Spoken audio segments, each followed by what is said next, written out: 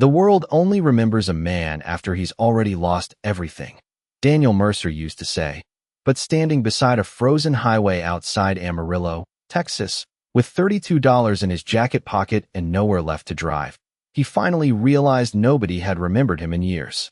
The November wind cut across the empty gas station parking lot hard enough to sting his eyes, while old plastic bags rolled like tumbleweeds beneath the buzzing neon lights overhead, and Daniel pulled the collar of his faded brown work coat tighter around his neck as 18-wheelers thundered past the interstate without slowing down.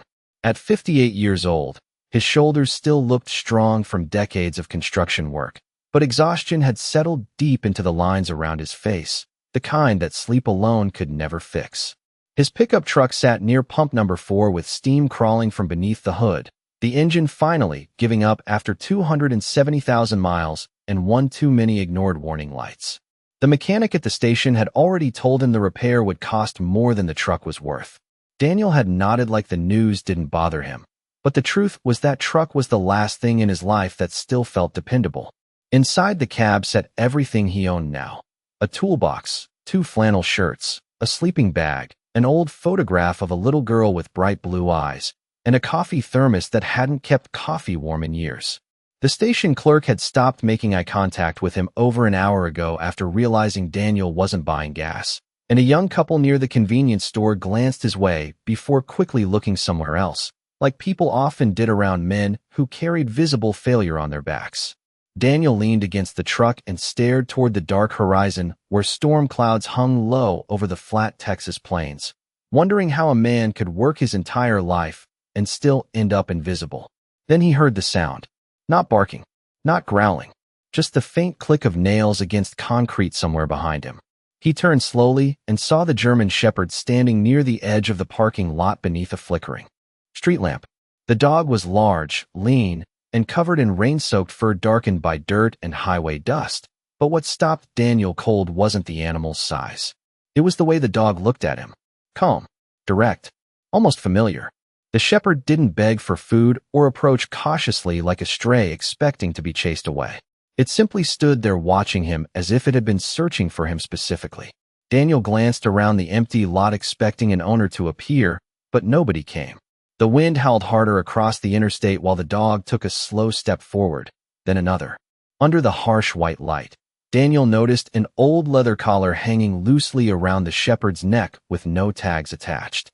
The animal looked tired, hungry, and alone. Just like him. Daniel exhaled through his nose and shook his head slightly. "You picked the wrong man, buddy," he muttered quietly.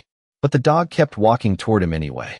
The German Shepherd stopped 3 feet away from Daniel and lowered itself slowly onto the cold concrete, as if the decision had already been made long before either of them arrived at that gas station. Daniel stared at the dog for a moment, noticing the gray beginning to spread around its muzzle and the tired heaviness in its brown eyes. This was not a young dog. Life had already worn this animal down too. The wind carried another wave of freezing air across the parking lot, and somewhere beyond the highway a distant train horn echoed through the dark plains of Texas. Daniel rubbed his rough hands together and looked toward the convenience store windows glowing beneath the neon sign. "You hungry?" he asked quietly before immediately regretting the question because he already knew the answer. The shepherd tilted its head slightly, but never broke eye contact. Daniel reached into his coat pocket and felt the few crumpled bills he had left. $32 was supposed to last him until he figured out what came next. Maybe a motel room tomorrow night, if he stretched it carefully. Maybe gas if somehow the truck started again. Maybe breakfast for the road. He exhaled slowly, then pushed himself off the truck and walked toward the store. The bell above the door jingled when he entered, bringing warm air and the smell of burnt coffee over him. The young cashier glanced up from behind the counter with the same guarded expression people often gave strangers late at night. Daniel walked past the hot food rollers that had probably been spinning since morning and stopped near the refrigerated section before grabbing the cheapest pack of deli turkey he could find. He hesitated for another second, then picked up a beef jerky stick for himself. At the counter, the cashier scanned the food without speaking. "Dog outside yours?" the young man finally asked. Daniel shook his head. "Guess not," he replied. The cashier nodded once like that explained everything. "Back outside. The cold hit harder now that rain had started falling in thin, icy drops. The German shepherd had not moved. Daniel crouched carefully despite the stiffness in his knees and opened the turkey package. The dog remained calm, waiting patiently instead of lunging forward like a starving stray. Daniel peeled off one slice and held it out. Easy now. The shepherd stepped forward gently and took the food from his hand with surprising care. No growling, no snapping, just trust. Daniel fed the rest piece by piece while trucks roared through the darkness nearby, their headlights washing over the wet pavement in streaks of white and gold. For the first time in weeks, maybe months, the silence around him did not feel so empty. When the last slice was gone, the dog sat beside him beneath the flickering street lamp and looked out toward the highway as though standing guard. Daniel leaned back against the side of his truck and tore open the jerky wrapper for himself. "You know," he said quietly while rain tapped against the metal hood beside him, "I used to have a daughter who wanted a dog just like you."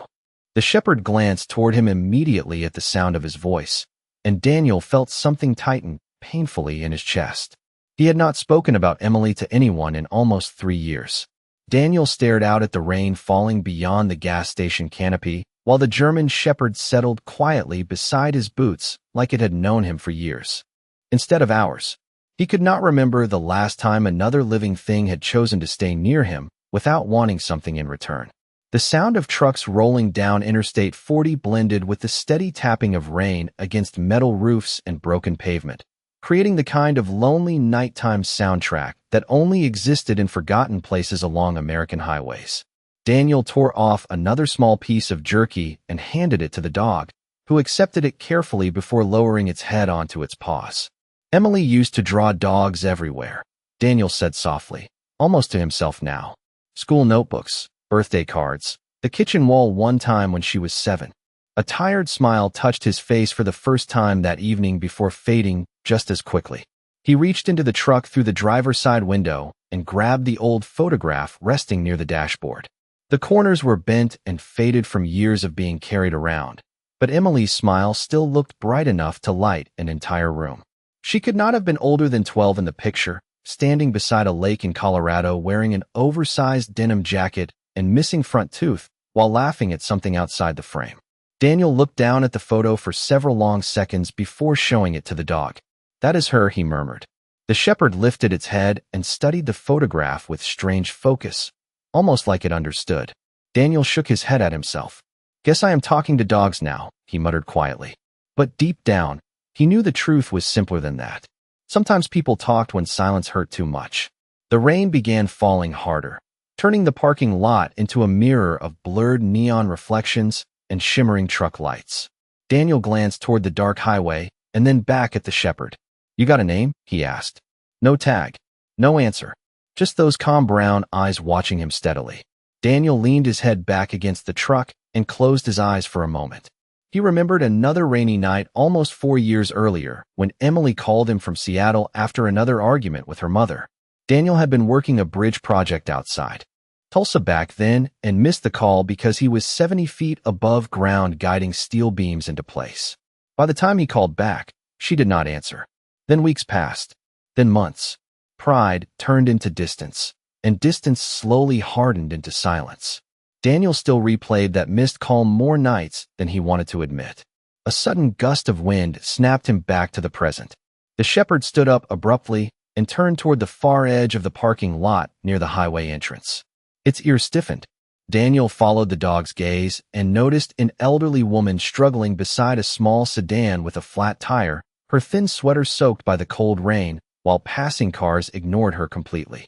The dog looked back at Daniel once, then toward the woman again. Daniel frowned slightly. "You serious?" he asked. The shepherd stepped away from the truck and started walking in her direction without hesitation. Daniel looked at his broken pickup, the warm shelter beneath the gas station lights, and the storm rolling across the Texas plains. Then he sighed heavily and pulled his coat tighter before following the dog into the rain. Rain soaked through Daniel's jacket within seconds as he crossed the parking lot behind the German shepherd, but the dog never slowed down. Its steady pace carried purpose, almost urgency, while headlights flashed across the wet pavement and cold wind swept through the open highway exit. The elderly woman stood beside a silver Ford sedan with both hands wrapped tightly around herself, shivering beneath the weak glow of a flickering lamppost. She looked to be in her 70s, thin and exhausted, with silver hair plastered to her forehead from the rain. One look at the flat rear tire told Daniel she had probably been stranded there a while. The German Shepherd approached first, stopping a few feet away from the woman and sitting calmly in the rain.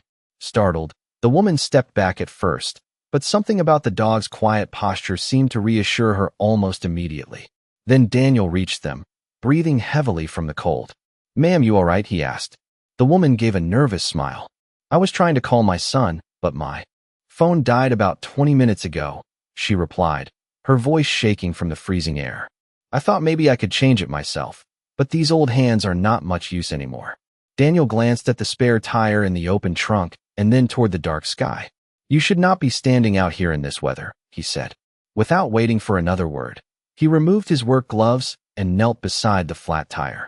The cold water immediately soaked through his jeans as he checked the jack beneath the trunk compartment. The woman looked at him carefully. "You do not have to do this," she said softly. Daniel gave a tired shrug. "Does not look like your son is getting here anytime soon." The German Shepherd remained beside them the entire time, watching passing traffic with alert eyes while Daniel loosened the lug nuts one by one. His hands ached from the cold, and his lower back screamed every time he bent down, but muscle memory took over after decades of working construction sites and repairing old trucks on lonely roads across half the country. The rain drummed steadily against the pavement while 18-wheelers roared past only yards away, spraying mist into the air. "That your dog?" the woman asked after a while. Daniel paused for a second and looked toward the shepherd standing guard near the roadside. "I do not think so," he answered honestly. "But he seems to think I belong to him." The woman laughed softly for the first time. It was a small sound, but warm enough to cut through the cold night. 20 minutes later, the spare tire was secured tightly in place. Daniel wiped rainwater from his forehead and stood slowly with a groan. The woman reached into her purse immediately. "Please let me pay you something," she insisted. Daniel shook his head before she could even pull out her wallet. "Keep it. At least let me buy you dinner somewhere." "No, ma'am." She stared at him for a long moment, noticing the exhaustion in his face, the broken truck sitting alone across the lot, and the quiet pride of a man trying not to fall apart in public. Then her eyes shifted toward the German Shepherd. "Well," she said gently, "looks like somebody upstairs already sent you what you needed tonight." Daniel glanced down at the dog standing beside him, rain dripping from its fur beneath the gas station lights. And for reasons he could not explain, those words stayed with him long after the woman drove safely back onto the interstate. The rain finally slowed to a light drizzle sometime after midnight, leaving the highway wrapped in cold fog and shimmering reflections from the gas station lights. Daniel sat beneath the canopy beside his broken pickup with the German Shepherd stretched out near his boots, both of them watching the endless stream of headlights move through the darkness like distant rivers of light. The station had grown quieter now. Even the young cashier inside looked half asleep while wiping down coffee machines no one was using. Daniel rubbed warmth back into his stiff hands and stared at the last few dollars remaining in his wallet. Enough for maybe one more day if he was careful. Maybe less. He had stopped making plans weeks ago because plans required believing the future would improve. Around 1 in the morning, the mechanic finally stepped out from the garage bay carrying a clipboard and a tired expression. "I checked again," he said while pulling a cigarette pack from his pocket. "Transmission is gone. Engine is barely hanging on too." Daniel nodded slowly like he had already expected the verdict. "How much?" The mechanic scratched his beard and glanced toward the old truck. "More than it is worth, friend." Daniel let out a quiet breath through his nose. Hearing the words spoken aloud still felt heavier than he expected. The mechanic noticed the German Shepherd lying nearby. "Dog yours?" "Still figuring that out." The man chuckled softly before lowering his voice. "Listen, there is a shelter about 8 miles east of here. They sometimes take stranded travelers overnight when weather gets bad." Daniel shook his head immediately. "I will manage." The mechanic looked like he wanted to argue but decided against it. Before walking away, he pulled a folded paper from his pocket and handed it to Daniel. "There is a junkyard owner in Amarillo looking for temporary workers unloading scrap metal. Saw the sign yesterday." Daniel glanced at the number scribbled across the paper. Appreciate it. The mechanic gave a small nod toward the dog. That shepherd has not taken its eyes off you once. Funny thing, animals usually know more about people than people do. After he disappeared back into the garage, silence settled over the station again except for distant thunder rolling across the plains. Daniel looked down at the German shepherd and shook his head slightly. You are making this real difficult. You know that? The dog lifted its head slowly. Daniel reached into the cab and pulled out his old sleeping bag before spreading it beneath the canopy wall where the wind could not hit as hard. He hesitated for a second, then unfolded half the blanket toward the shepherd. Come on then. The dog stared at him briefly before stepping closer and lying down beside him without hesitation. Its thick fur radiated surprising warmth against the freezing night air. Daniel leaned back against the concrete wall and closed his eyes for the first time in hours. The exhaustion in his body felt endless now, buried deep in his bones after years of long roads, failed jobs, unpaid bills, and conversations that always ended with somebody leaving. But beside him, the steady breathing of the German shepherd created a strange sense of calm he had not felt in a very long time.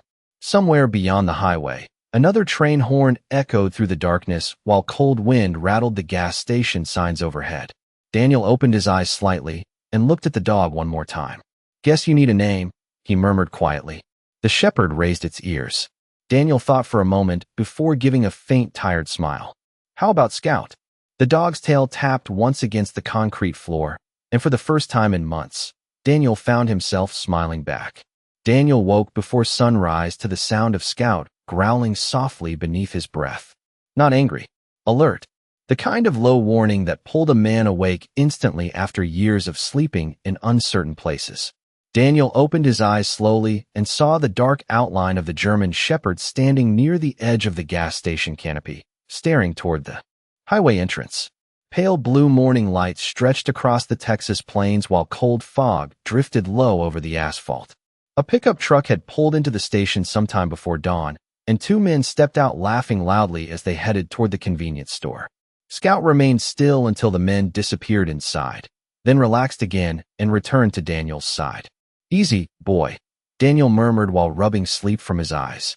His back ached from the concrete floor, and every joint in his body protested as he sat upright inside the old sleeping bag.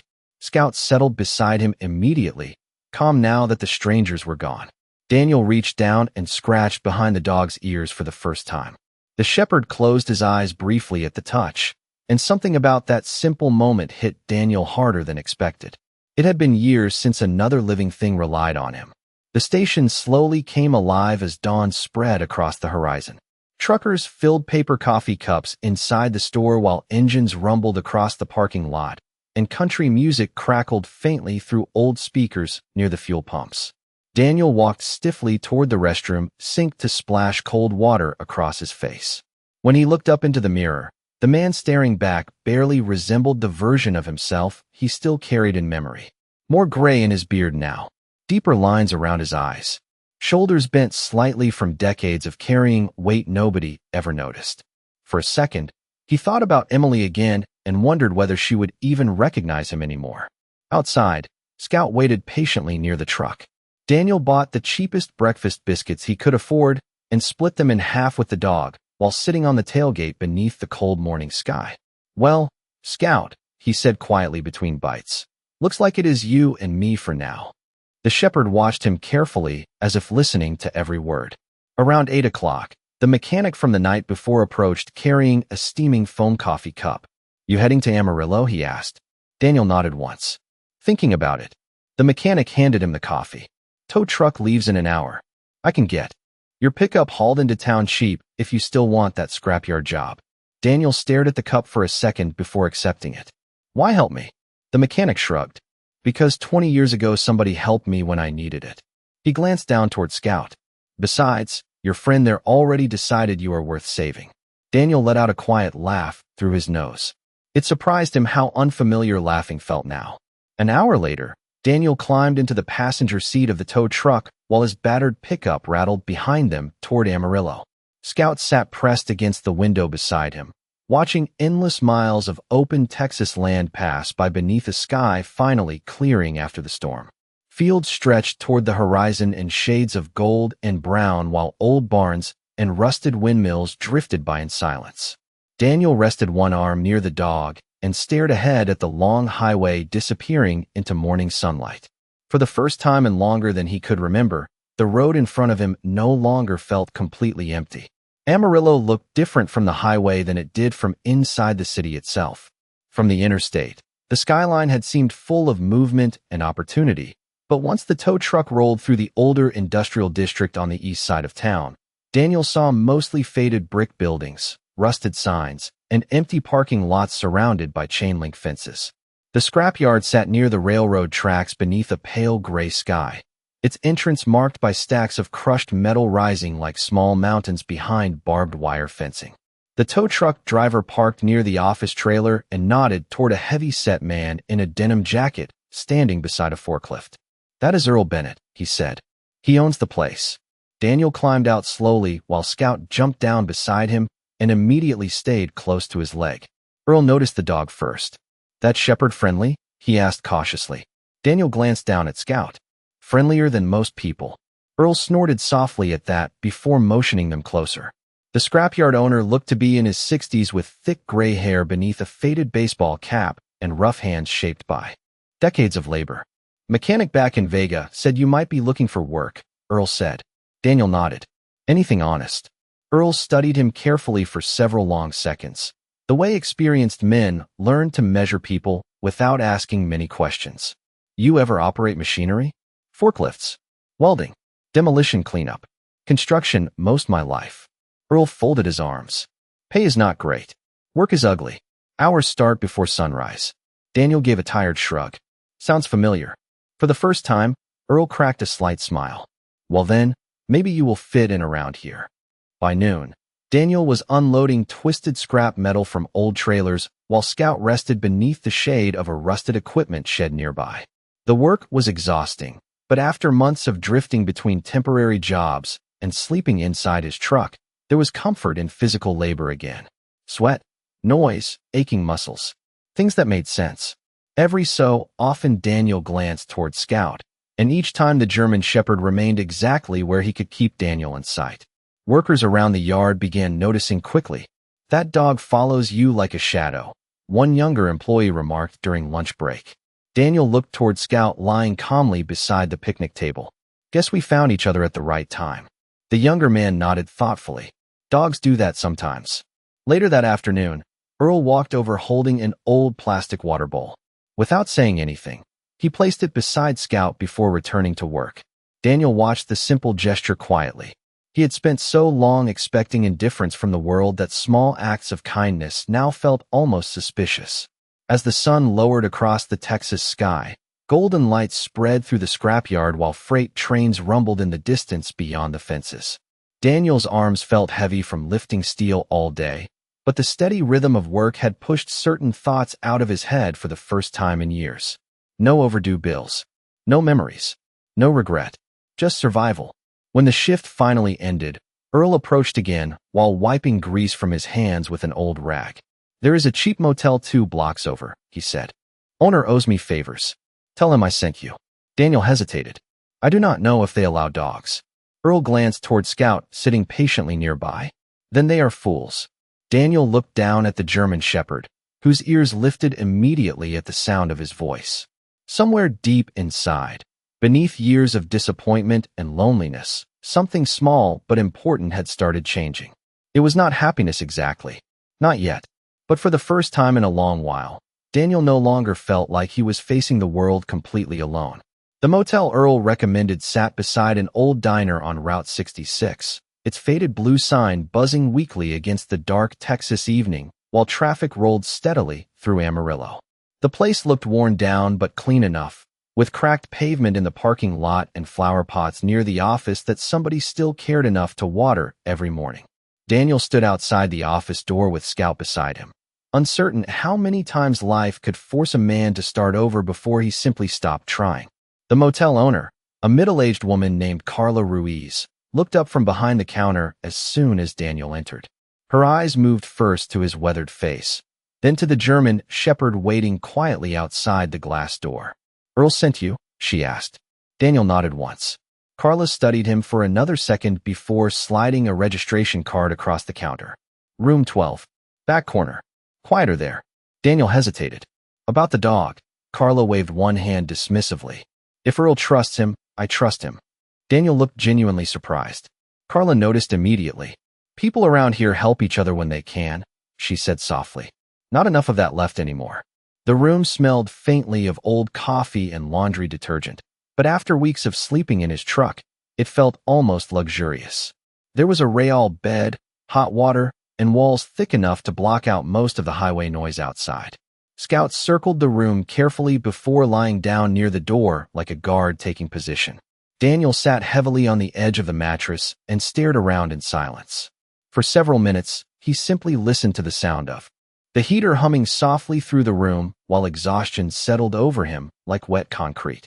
Then he noticed Scout watching him again with those same calm brown eyes. You do realize this is the nicest place I have slept in months, Daniel muttered. Scout rested his head back onto his paws without breaking eye contact. Daniel let out a quiet laugh and shook his head. Later that night, after showering and changing into one of his clean flannel shirts, Daniel walked with Scout to the diner next door. Warm yellow lights spilled through the windows while the smell of bacon and fresh coffee drifted into the cool night air. Inside, the diner looked frozen somewhere in the late 1970s, with red vinyl booths, chrome stools, and country songs playing softly from an old jukebox near the kitchen. A young waitress named Lily smiled the moment Scout entered beside Daniel. Well, he is handsome, she said while grabbing menus. Scout's ears lifted proudly at the compliment. Daniel almost smiled. He knows it too. Most customers barely glanced at them, but an older man drinking coffee near the counter leaned over as they passed. German Shepherd? He asked. Daniel nodded. Found him outside a gas station. The old man chuckled quietly. More likely he found you. Those words stayed with Daniel through dinner. He ordered meatloaf and mashed potatoes while Scout received a plate of grilled chicken from the cook after Lily insisted the dog deserved a proper meal too. Watching Scout eat happily beside the booth stirred something strange in Daniel's chest. It felt dangerously close to peace. Back at the motel later that evening, Daniel sat outside room 12 beneath the cold stars while Scout rested beside him on the pavement. Freight trains echoed somewhere far across the city while neon lights flickered along the empty highway. Daniel pulled Emily's photograph from his wallet again and stared at it under the pale glow of the motel sign. You would have loved him, he whispered quietly. Scout lifted his head at the sound of her name and moved closer until his shoulder pressed gently against Daniel's leg. And sitting there beneath the vast Texas sky with a stray dog beside him and nowhere else left to run, Daniel realized it was the first night in years that he had not dreaded waking up tomorrow. Over the next 2 weeks, Daniel settled into a routine that slowly stitched structure back into his life. Every morning before sunrise, Scout would rise from the motel room floor the moment Daniel reached for his boots, already waiting by the door before a single word was spoken. They would walk together through the quiet Amarillo streets beneath pale morning skies, while delivery trucks rattled past old storefronts and the smell of fresh bread drifted from nearby bakeries preparing for the day. Then they would head to the scrapyard where Earl always greeted Scout first before anyone else. Morning, supervisor, Earl would joke while the German Shepherd sat proudly beside the gate like he owned the place. Daniel found himself working harder than he had in years, partly because he needed the money, but mostly because he had finally remembered what it felt like to matter somewhere. The men at the yard respected him quickly. He showed up early, never complained, and treated every job seriously no matter how dirty or exhausting it became. By the second week, Earl trusted him enough to handle machinery repairs and inventory shipments. You are old school, Earl said one afternoon while they loaded steel pipes onto a trailer. Not many men left like that. Daniel wiped sweat from his forehead and gave a tired shrug. Not many places left that still need men like that. But even as life slowly steadied around him, certain memories still followed Daniel everywhere. Some nights, he would wake suddenly in the dark motel room after dreaming about Emily as a little girl running through autumn leaves in Colorado, laughing while trying to keep up with him during camping trips near Estes Park. Other nights, he remembered the silence that came later after the divorce, after too many missed birthdays, after work always seemed more urgent than phone calls. Daniel never spoke much about it aloud. But Scout somehow always sensed those moments. Whenever sleep escaped him, the German Shepherd would quietly move closer beside the bed until Daniel rested one hand against his fur. Somehow that simple presence kept the loneliness from swallowing him whole. One Friday evening after work, Lily from the diner stepped outside carrying a small paper bag while Daniel and Scout passed by on their usual walk. "Kitchen made extra roast beef," she said with a smile while kneeling to hand Scout a treat. "Thought your partner here earned it." Scout accepted the food gently while wagging his tail. Daniel shook his head in disbelief. "You all spoil him too much." Lily smiled warmly. "Maybe he spent a long time without kindness before finding you." Daniel looked down at Scout quietly after hearing those words. Later that same night, while sitting outside the motel beneath the glow of the flickering neon sign, Daniel finally pulled out the folded piece of paper he had been carrying untouched in his wallet for almost 3 years. Emily's old phone number was still written across it in faded blue ink. He had stared at those digits hundreds of times without calling. Fear had always stopped him. Fear that she would not answer. Fear that she would. Scout rested beside him watching silently as cold wind moved through the parking lot. Daniel rubbed his thumb slowly across the paper before finally reaching for the motel room phone inside. His hand actually trembled as he dialed each number one at a time. The line rang once, then twice, then 3 times. Daniel almost hung up before suddenly hearing a woman's voice answer softly on the other end. "Hello." Daniel froze completely. He had imagined this moment 1,000 different ways, but now that it was real, words refused to come.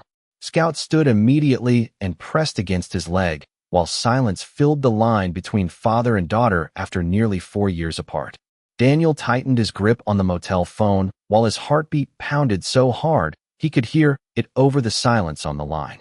Scout remained pressed against his leg, calm and steady, as if somehow understanding how much courage this moment required.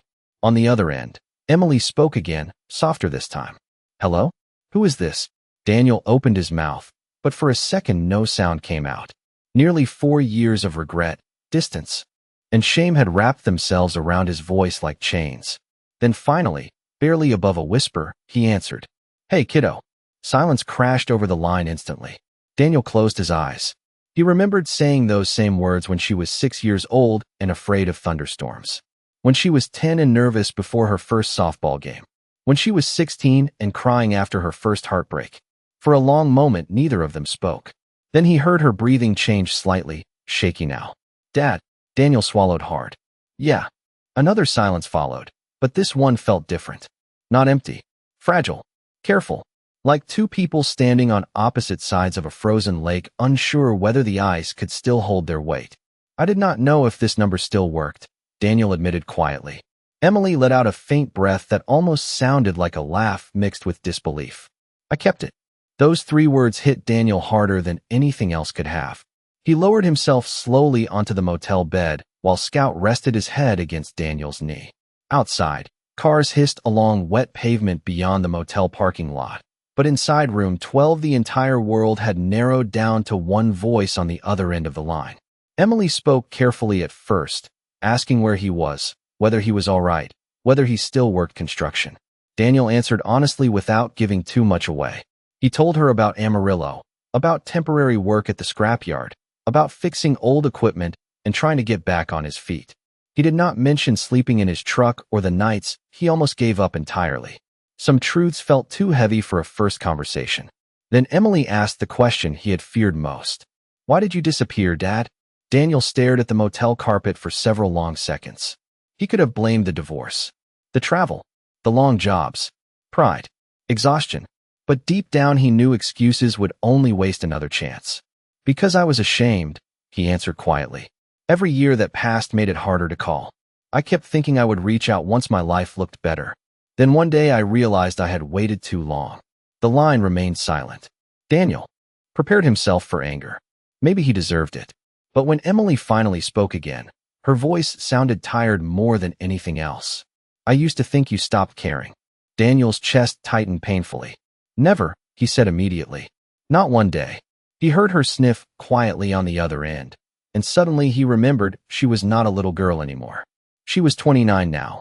A grown woman who had lived years of her life without him. That realization hurt more than he expected. Then Emily surprised him. "Mom passed away last spring," she said softly. Daniel froze. "What? Cancer?" It happened fast. Daniel lowered his head into one trembling hand, while grief and shock rolled through him all at once. No matter how broken their marriage became, hearing that news still felt like losing an entire chapter of his life forever. Scout lifted his head immediately and moved closer against him. Emily's voice softened further. "I thought about calling you then," she admitted. "I just did not know if you would answer." Daniel looked down at the German shepherd beside him and felt tears burning behind his eyes for the first time in years. "I would have answered," he whispered. And for the first time since that cold night outside the highway gas station, Daniel finally understood that sometimes the hardest roads in life do not lead away from people. They lead back to them. Daniel and Emily stayed on the phone for nearly 2 hours that night, speaking carefully at first like strangers trying to recognize familiar voices through years of silence. But slowly, little by little, old rhythms returned. Emily told him about her apartment outside Seattle, about working long shifts as a physical therapist, about learning to live alone after her mother passed away. Daniel listened quietly to every word, realizing how many birthdays, holidays, and ordinary moments he had missed while convincing himself there would always be more time later. Some stories made him smile despite himself. Emily laughed while remembering the camping trips he used to take her on every summer in Colorado when she was little. "You burned pancakes every single morning," she reminded him. Daniel chuckled, softly while rubbing Scout behind the ears. "That was part of the experience." "No," Emily laughed. "That was because you never learned how to cook." Hearing her laugh again after so many years felt almost unreal. Scout lifted his head each time Emily's voice brightened through the motel phone speaker, as though even he could sense the heaviness slowly lifting from Daniel's chest. Around midnight, Emily finally asked the question Daniel knew was coming eventually. "So tell me about the dog." Daniel looked down at Scout lying beside the bed. "Honestly, I do not know much," he admitted. "Found him outside a gas station near Amarillo. Or maybe he found me." Emily listened quietly while Daniel described the freezing rain, the broken truck, the lonely highway, and the strange way Scout never left afterward. "Sounds like he adopted you," she said softly. Daniel smiled faintly. "Yeah, think maybe he did." Then Emily asked something unexpected. "Dad, when was the last time you were actually happy?" The question caught Daniel completely off guard. He stared toward the motel window where neon lights flickered across the parking lot outside. For years he had survived one day at a time without even considering happiness as something meant for him anymore. But before he could stop himself, his eyes drifted down toward Scout again. "Probably right now," he answered honestly. Silence followed for a second before Emily spoke again, her voice gentler than before. "I am glad somebody stayed."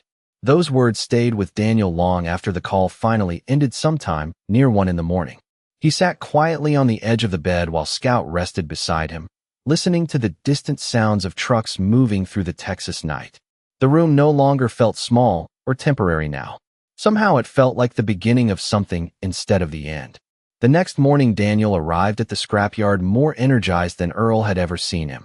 "You look different today," Earl remarked while handing him a clipboard near the loading dock. Daniel shrugged slightly, but could not hide the faint smile lingering beneath his beard. "Talked to my daughter last night." Earl nodded slowly like he understood more than Daniel realized. "That will do it."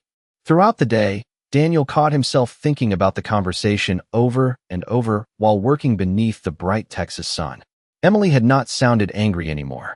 Hurt, yes. Careful, definitely. But not gone. That mattered. During lunch break, Daniel sat beside Scout near the equipment shed while freight trains rolled slowly across distant tracks beyond the scrapyard fences. He looked down at the German shepherd and shook his head quietly. "You know, buddy, none of this happens if you do not walk into that gas station parking lot." Scout simply rested his head against Daniel's knee while warm wind carried the smell of dust and engine oil across the yard. And for the first time in longer than he could remember, Daniel allowed himself to believe that maybe life had not abandoned him after all. Maybe it had simply been waiting for him to stop running long enough to find his way home. 3 weeks later, Amarillo no longer felt like a temporary stop for Daniel Mercer. The motel room had slowly transformed from a place to survive into something that almost resembled a home. Scout's water bowl rested beside the heater now. A folded work jacket hung neatly near the door every evening. Daniel even bought a second-hand coffee maker from a pawn shop down the street after Lily complained that nobody should survive on gas station coffee forever. Small routines settled naturally into place, and for the first time in years Daniel stopped measuring his life one disaster at a time. Every evening after work, he and Scout walked several miles through the quiet neighborhoods west of Route 66, while autumn winds carried dry leaves across the sidewalks. People in town had started recognizing them. Children waved at Scout outside grocery stores. Truck drivers at the diner greeted Daniel by name. Even Carla at the motel began setting aside bacon scraps every morning specifically for the German Shepherd. It amazed Daniel how quickly life could soften once somebody finally stopped expecting the worst from it. One Sunday afternoon, Earl invited Daniel to a small barbecue behind the scrapyard office where a few workers in there. Families gathered beneath old string lights hanging from metal poles. Daniel almost refused at first out of habit. Isolation had become comfortable over the years because it required nothing from him emotionally. But Scout climbed directly into Earl's truck the moment they arrived at the yard, making the decision for him. "Looks like your partner already accepted the invitation," Earl laughed. The barbecue turned out simpler than Daniel expected. Folding chairs, country music playing softly through a portable speaker, kids throwing footballs near stacks of scrap metal while smoke drifted from an old grill. Nothing fancy, just ordinary people sharing food after a long week. Yet sitting there beneath the fading Texas sunset with a paper plate balanced on his knee and Scout stretched beside him in the dirt, Daniel felt something unfamiliar settling inside his chest. Belonging. At one point Earl sat beside him holding 2 cups of coffee while the others laughed nearby. "You know," the older man said quietly, "when you first showed up here, you looked like somebody already halfway gone." Daniel stared out toward the orange horizon for a moment before answering. "Maybe I was." Earl nodded toward Scout. "That dog changed things." Daniel looked down at the German Shepherd resting peacefully nearby, while children carefully scratched behind his ears. "Yeah," he admitted softly. He really did. Later that night, after returning to the motel, Daniel found himself standing outside beneath the cold stars again with Emily on the phone. Their conversations had become almost nightly now. Some lasted 10 minutes. Others stretched past midnight. They talked about ordinary things mostly. Work, weather, memories. The kind of conversations people assume will always be there until suddenly they are not. Tonight, Emily sounded happier than usual. "I took a vacation week next month," she said casually. Daniel smiled faintly. "Good. You work too much." "Maybe," she replied. Then after a brief pause she added, "I was thinking about coming to Texas for a few days." Daniel's entire body went still. Scout lifted his head immediately, as if sensing the shift in emotion. "You mean here?" Daniel asked carefully. Emily laughed softly. "Well, I do not exactly know anybody else in Amarillo." Daniel sat down slowly on the motel steps while emotion tightened his throat unexpectedly. "You would really do that?" "Yeah," she answered gently. "I think it is time." Daniel looked toward Scout beside him under the flickering neon motel sign, while cool night air moved through the empty parking lot. Weeks earlier, he had been stranded beside a dead truck on a lonely highway, believing life had already forgotten him. Now his daughter was coming to see him. And sitting there beneath the enormous Texas sky with the dog who refused to leave his side, Daniel finally understood that sometimes rescue does not arrive all at once.